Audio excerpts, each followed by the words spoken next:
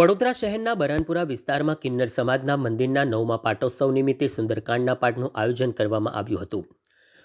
વડોદરા શહેરના બરાનપુરા વિસ્તારમાં કિન્નર સમાજના કુળદેવીનું મંદિર આવેલું છે, જ્યાં 9મા પાટોત્સવ નિમિત્તે છેલ્લા એક અઠવાડિયાથી વિવિધ ધાર્મિક કાર્યક્રમો યોજાઈ રહ્યા છે, જેમાં આનંદનો ગરબો, નવચંડી પાઠ સહિત અન્ય ધાર્મિક કાર્યક્રમોનું આયોજન કરવામાં આવી રહ્યું છે।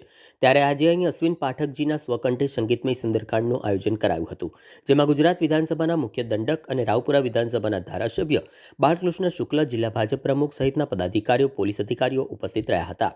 સાથે જ કિન્નર સમાજના આગેવાન અંજુ માસી સહિત સમગ્ર કિન્નર સમાજ તથા શહેરીજનો પણ મોટી સંખ્યામાં આ કાર્યક્રમ પ્રસંગે ખાસ ઉપસ્થિત રહ્યા હતા।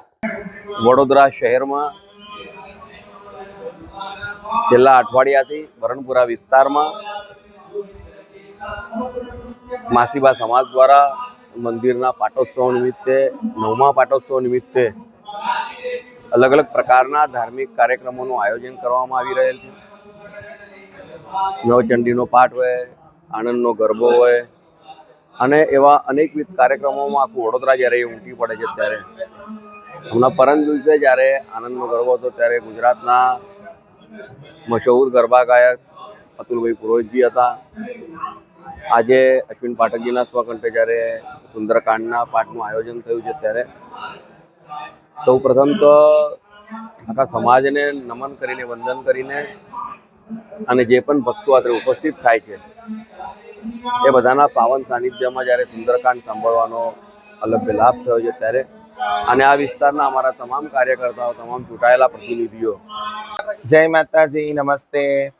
દર વર્ષની જેમ આજે બરાનપુરાની અંદર આજે 7 તારીખ છે અને પરમ પૂજ્ય ગુરુજી શ્રી અશ્વિન પાઠક બાપજીના સ્વરકંઠે આજે સુંદરકાંડ થઈ ગયો છે અને ખૂબ જનતા વડોદરા શહેરની ને ભાવભીનું આમંત્રણ હતું। ખૂબ ઉપસ્થિત છે, અધિકારીઓથી લઈને ઉપસ્થિત છે, જિલ્લાના પ્રમુખશ્રી ઉપસ્થિત છે, તમામ હોદ્દેદારો ઉપસ્થિત થયા છે, ગાડી પીએસ સાહેબ, નીલાબેન પાટીલ, તમામ હોદ્દેદારો ઉપસ્થિત રહ્યા છે અને મારા વડોદરા શહેરની જનતાને ખૂબ ખૂબ અમારા સમાજ તરફથી જય જય શ્રી રામ, શ્રી રામ। અને હરેકના ત્યાં આવો પ્રસંગ થાય એવો મારો સમાજ ઈચ્છે અને ક્યારે મારી સંસ્કારી નગરી આપણા જિલ્લાની અંદર, આપણા રાજ્યની અંદર, આપણા તાલુકાની અંદર, આપણા દેશની અંદર ક્યારેય કોઈ આફતી ના આવી, મને ખૂબ પ્રાર્થના, ભગવાનને ખૂબ પ્રાર્થના, એવી આશા વ્યક્ત કરું છું। જય માતાજી।